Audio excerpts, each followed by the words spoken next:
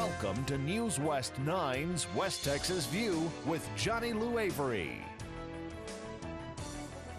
Welcome to the West Texas View. I'm Johnny Lou Avery, and it's a wonderful time for us to start the new year and to talk about some of the things having to do with weather that we really need to watch this time of the year. And I've asked back Carl Rippey, who is one of our favorite weathermen here at Channel 9 and one of our weather experts that always comes in and gives us some great information on what we need to do to be prepared. And today we're going to be talking about the danger of fire weather and some of the things we need to know. So tell us everything we need to know about fire weather. All right, I'll do that.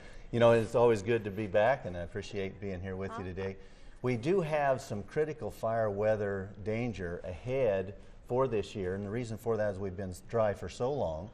And typically, as we get into this part of the year, we tend to stay dry, and the chance of having some rain is fairly minimal, at least in the short-term forecast. And as far as the season changing, it's going to be a while. So we have a lot of dry fuel out there that has been frozen.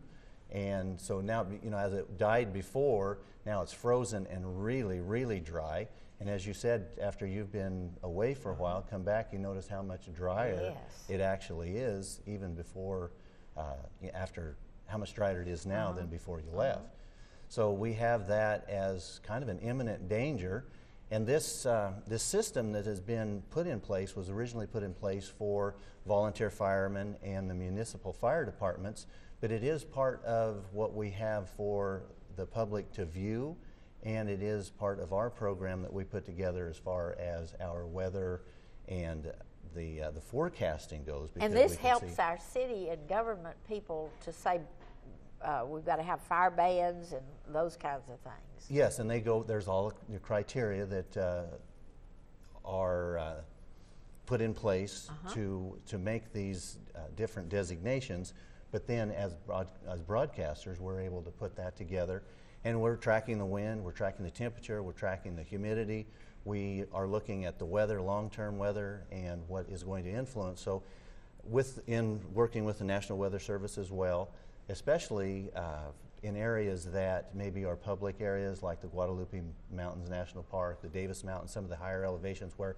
people camp and are more susceptible to the fire danger, not only in terms of what may harm them and their property, but actually just catch the area on fire. The whole countryside. Right. And the bad thing is, look at how many lives have been lost with fire people fighting those fires that just rage out of control.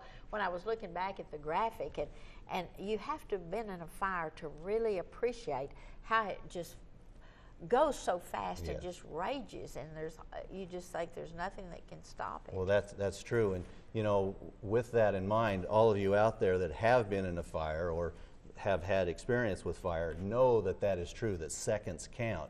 So the best thing to do is to prevent a fire from actually starting. And there are ways that we can do that. A lot of times we'll do things that we don't know could cause a fire, or we leave a fire that may not be completely out. You know, the whole Smokey Bear campaign about making sure your fire is out. But even machinery in the fields can spark. Yes, and you can go to YouTube or Google fire on equipment and see, you know, all kinds of things that just happen kind of out of the blue. A car can catch on fire, that sort of thing. So definitely, even though it's maybe not totally realistic, but it's always good to have a fire extinguisher with you. A lot of times in a pickup or in a truck, you can secure a fire extinguisher to the firewall inside the vehicle, somewhere where you can get to it quickly and easily.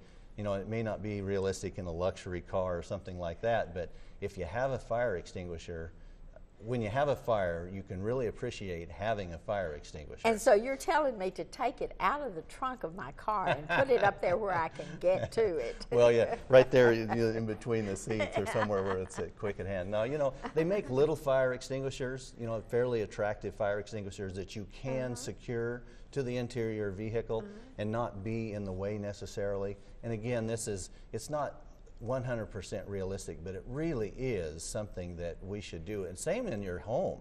You know, a little tiny fire extinguisher doesn't really do the trick if you have a, you know, major fire.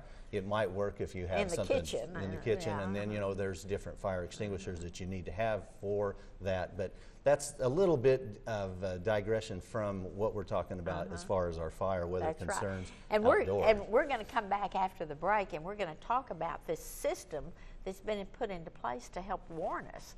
And so join us after the break and get your pencil out, because we're going to be ready to take some notes. We'll see you in just a minute. Stay tuned. West Texas View will be right back.